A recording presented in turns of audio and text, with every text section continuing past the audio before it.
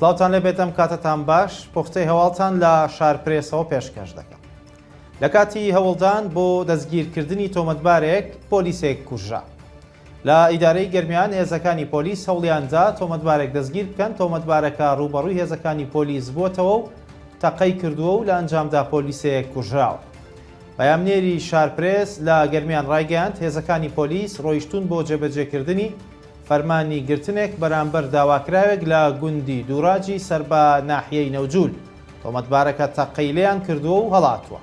پەیامنێری شارپرێس وتیشی بەهۆی تەقەکردنی تۆمەتبارەکەوە پۆلیسێک بە سەختی بریندار بووە و دوای گەیاندنی بە نەخۆشخانە گیانی لەدەستداوە. ساڵانە لە هەرێمی کوردستان بەهۆی تەقەکردنەوە دەیان کەس گیان لەدەست دەدەن و تاوەکو ئێستاش حکوومەتی هەرێم نەیتوانیوە دیاردەی چەکداری لە هەرێم بنەبڕ بکات.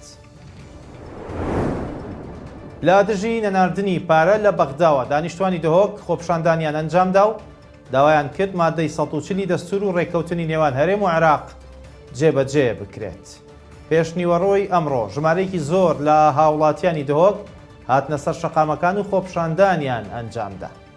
لە خۆپشاندانەکەدا دهۆکیەکان ناڕەزایەتی خۆیان لە دژی مامەڵەی حکوومەتی فیدرالی لەگەڵ هەرێم دەربڕی و داوایان کرد ڕێککەوتنی نێوان هەرێم و عێراقیش جێبەجێ بکرێت. خۆپشاندەرانی دهۆک پاڵپشتی خۆشیان بۆ خەڵکی کەرکووک دووپات کردەوە کە لە چەند ڕۆژی ڕابردوودا بەهۆی خۆپشاندان و شەڕی نێوان پێگاتە جیاوازەکانی شارەکەوە بە دۆخێکی خراپدا تێپەڕی و بۆ هۆیەوە 4 کەس گیانیان لەدەستدا. ناڕەزایەتی خەڵکی دهۆک لە کاتێکدایە لە دوای دواکەوتنی ناردنی پارە لە بەغداوە دوێنێ حکوومەتی عێراق بڕیاریدا بڕی 500 ملیار دینار بۆ موچەی فەرمانبەرانی هەرێم بنێرێت.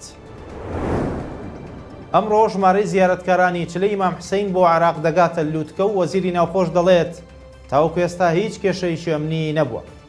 عەبدولئەمیر شەمەری وەزیری ناوخۆی عێراق ڕایگەیاند ژمارەی زیارەتکارانی بیانی بۆ بەشداری لە چلەی ئیمام حوسێن گەیشتۆتە 1,750,000 زیارەتکار.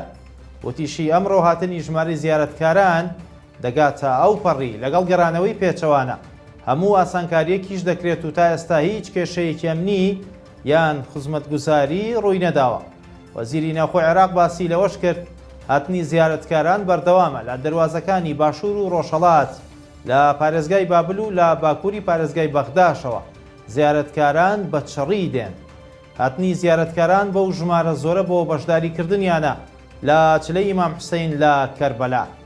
خواتان لەگەڵ.